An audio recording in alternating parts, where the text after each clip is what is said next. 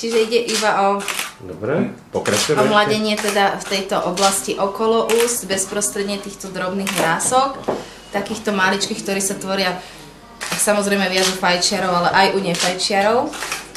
A o hydratáciu samotnej tej pery absolútne nejde o zväčšenie, pretože pri tých jemných výplňových materiáloch to zväčšenie ani nejako veľmi nedosiahneme. Je to taký zákrok, ktorý nie je radikálny, je to zákrok, ktorý ja už som prvýkrát absolvovala asi pred 5 rokmi a je to tzv. Omladenie pier. Je to o tom, že vám napíchajú takú tú kontúrku okolo pusy, tie vrásky, ktoré sa tu robia, aby sa kontúrka nerozpíjala, aby sa rúž nerozpíjal, aby jednoducho tie ústa nepôsobili staro. Takže je to taká záležitosť, ktorá v podstate len vám dá potom trošku iný ten výraz tých úst a nie sú to tie unavené, také prefajčené, hlavne tie cigaretové. To je tým pádom aj vlastne v tejto chvíli bojujem proti všetkým ženám fajčiarkam. Ženy, vyvarujte sa toho, lebo budete mať tie vrásky hlboké. Ide v podstate o omladenie, nie zväčšenie. Nie, v žiadnom prípade.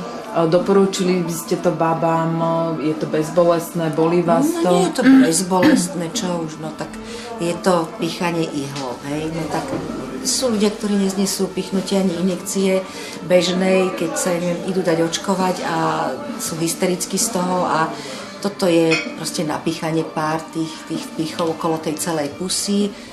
Boli sme tu prednedávnom, je to možno pol roka, dávali ste si omladzovať ruky, teraz pery máte ešte niečo, čo chcete, alebo plánujete možno postupom času? To samozrejme je záležitosť toho, že znovu sa stretneme, prídem, navštívim pani doktorku a ona mi povie, že tieto očné vrásky už treba zase trošičku, dopichnúť, aby tie oči nepôsobili tiež zase úplne jak s tými metličkami starou, alebo ja mám jednu takú veľkú vrásku tu na čele, ale zase vidíte, že vlastne to čelo funguje. Do čoho by ste nikdy nešli? Nešla by som nikdy do implantátov. To nie je moja cesta, ja by som proste nič cudzieho si do tela nedala. Ale kyselina hyaluronová ešte v pohode, nie? Ale samozrejme. To je v pohode. To sa všetko rozpúšťa a tak ďalej. Ja by som, hlavne tie implantáty sú nemenné. Nemenné a musíte sa naučiť s tým žiť a neviem, či by som riskovala, že by som si, dala lícne kosti alebo zväčšiť pusu a nevyšlo by to, vyzerala by som jak Kačer Donald, to proste nehrozí.